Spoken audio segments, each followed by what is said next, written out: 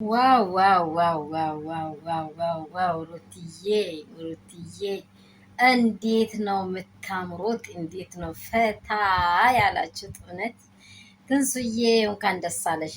ይህን ቀን ደግሞ ለማየት ሩትዬ ደግሞ ሰርፕራይዝ ስላደረግሽ አብሽቲም ተባረኪ።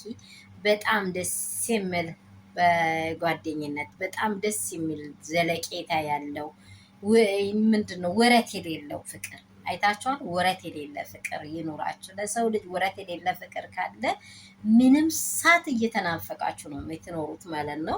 ትንስዬ ደግሞ ለሩትዬ በጣም ነው መልካምነቷን የምታወራው። መልካምነቷን በቃ ሁል ጊዜ ስለ እሷ አውርቼ አልጨርስም፣ የኔ የስኬቴ በር እሷ ናት እያለች ሩትዬ ጀግናዋ፣ ለሁሉም በቃ ስኬት በር ናት ሩትዬ። ምክንያቱም ውዶች የሰው ልጅ ስኬት በር የሚሆነው የሆነ ብር ስለሰጠ አይደለም፣ ወርቅ ስለሰጠ አይደለም። ትልቅ ሀሳብ ቤትን የሚሰራ ነው።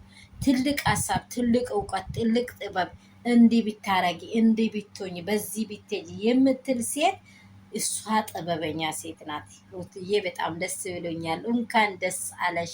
ትንሱዬ ደግሞ ቱ በቃ እግዚአብሔር ለበረከት አድርጎሽ በሰላም ያገላግልሽ። ትንሽዬ ጊዜ ነው የቀራት እንግዲህ ማንም ሳያቅ ዱብ አድርጌ እግዚአብሔር አምላክ በእውነት ሰላም ሰላም ቤተሰብ እንደምን አላችሁ? ሁሉ ሰላም፣ ሁሉ መልካም ነው ወይ?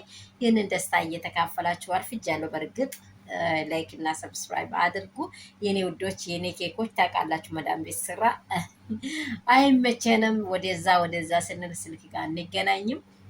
ይሄ ቪዲዮ የደረሳችሁ አዲሶች ሰብስክራይብ አድርጉ፣ ሼር ላይክ አድርጉ፣ ሰብስክራይብ አድርጉልኝ። ደግሞ ነባሮች ላይክ ሼር አድርጉ።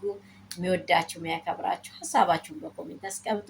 ሩትዬ ደስ ብሎኛል። የኔ ፈገግታ፣ የኔ ሰላም፣ የኔ ፍቅር፣ ውድ እንቁ ወርቅ ውብ እንዳንቺ ያለች ሴት ደግማ ትወለድ ደገማ ማለት ነው። ትንሱዬ እግዚአብሔር በብዙ ይርዳሽ።